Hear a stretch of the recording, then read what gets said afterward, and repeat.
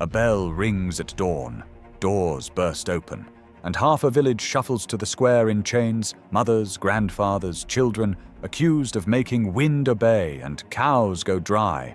By nightfall, the pyres stain the sky. Greetings, seekers of the strange. Welcome to Beyond Bizarre.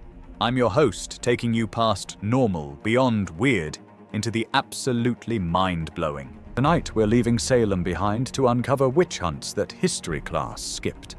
A Swedish parish that executed more people in one day than Salem did in its entirety.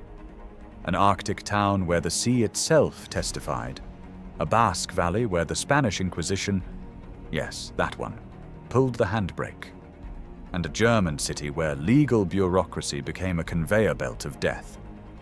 By the end, you'll see how fear, law, and rumor built a machine that ordinary people couldn't stop, even when they were feeding it their own. The European witch craze wasn't one fire, it was hundreds of smaller ones. No single playbook, no single villain, just local panics amplified by famine, plague, war, and courts that trusted confession above all. Trials flared wherever misery needed a face.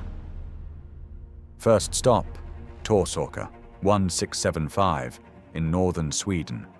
The deadliest single day of executions in the country's history. Years of bad harvests and a national panic about child-snatching witches had primed the parish like tinder. A church-led inquest gathered children by the dozens to witness night flights to a witch's Sabbath. Under relentless questioning, kids repeated each other's stories. Adults, terrified, began naming neighbors. Confessions, wrung by spiritual threats, isolation, and staged tests, lined up like dominoes. When the sentences came due, the condemned were marched to a hill outside town. There, on a single day, 71 people were beheaded and their bodies burned. The most chilling detail, many had confessed to protect their families from being dragged in next. The fear didn't just destroy a community, it rearranged it. Vacant farms, orphaned children, a parish ledger suddenly full of gaps. Now traveled to the far north, to Finnmark, the county that cradles Vardø in Arctic Norway. Here, winter storms hit like a hammer, and in the 1600s people believed those winds could be summoned.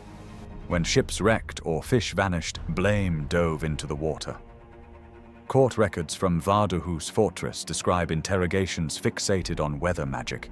Women accused of stirring gales with knots of twine, of riding sea foam to a Sabbath on a mountain out in the Barents. Under torture, stories converged. A devil's mark, a meeting at night, a pact sealed. The trials came in waves, especially after deadly storms, and they disproportionately targeted Sami and poor women living at the edge of survival. In a place where wind can kill you, the promise to let the wind loose was a death warrant. Ready for a twist? Head southwest to the green valleys of the Basque country, Zugaramurdi and the Tribunal of Logroño, 1609 to 1614, where the Spanish Inquisition did something unexpected. A local panic had swelled into thousands of accusations. Villagers confessed to Sabbaths in caves, to ointments, to flying, to feasting with the devil. It looked like the start of a German-style Holocaust. Then the inquisitors split. Some pushed for burnings, others, led by a skeptical investigator, did something radical. They checked. They compared testimonies. They went back to the villages. They looked for corroboration and found rumor, repetition, and fear. The tribunal still staged a terrifying public auto-da-fe with sentences that included prison, penance, and some executions, but it also freed or reconciled hundreds and warned officials to stop chasing fantasies. In this valley, the Inquisition proved less lethal than secular hunts to the north. Now the darkest engine, Franconia, early 1600s, specifically Würzburg and nearby Bamberg in what is now Germany. Here the law itself became the killer. Famine, war taxes, and a little ice age of failed harvests had ground the population down. Pamphlets whispered of witches. magistrates turned whispers into warrants. Torture wasn't chaos, it was procedure, authorized by law codes that allowed pain to clarify truth.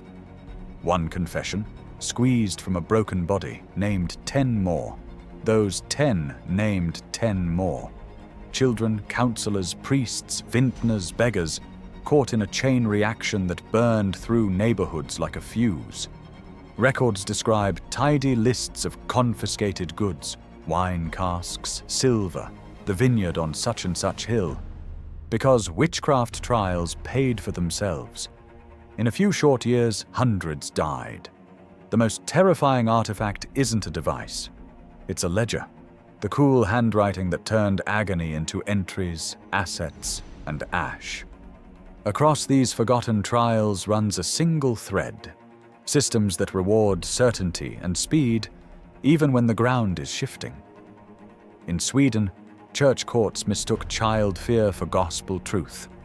In Finnmark, weather became evidence. In the Basque case, skepticism briefly outran spectacle.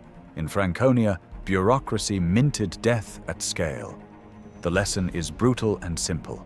Once a community decides that confession equals truth and accusation equals smoke from a real fire, the machine feeds itself. The next victim is whoever the last victim names. What do these hidden histories change? First, they pry witch trials out of New England and put them back where most of them lived. Rural Europe, under local pressures that made witch the most convenient name for catastrophe. Second, they expose how methods mattered more than demons. Torture multiplies suspects. Child testimony under pressure echoes. Confiscation creates perverse incentives. And spectacular public punishments teach crowds what to say next time. Third, they remind us that even in an age of fire and rumor, skepticism could flicker. An investigator walking a village and concluding, "This is fear, not fact." That flicker saved lives. Which case chilled you most? The mass beheadings of Torsåker, the storm-haunted courts of Finnmark, the Inquisition's startling skepticism in the Basque valleys, or the paperwork-precise furnace of Würzburg? And here's the harder question. Where do we still reward certainty over doubt, turning rumor into policy, fear into procedure? And that's another journey. Beyond bizarre. If your mind is officially blown, smash that subscribe button because we're just getting started. Until next time, keep pushing beyond the ordinary.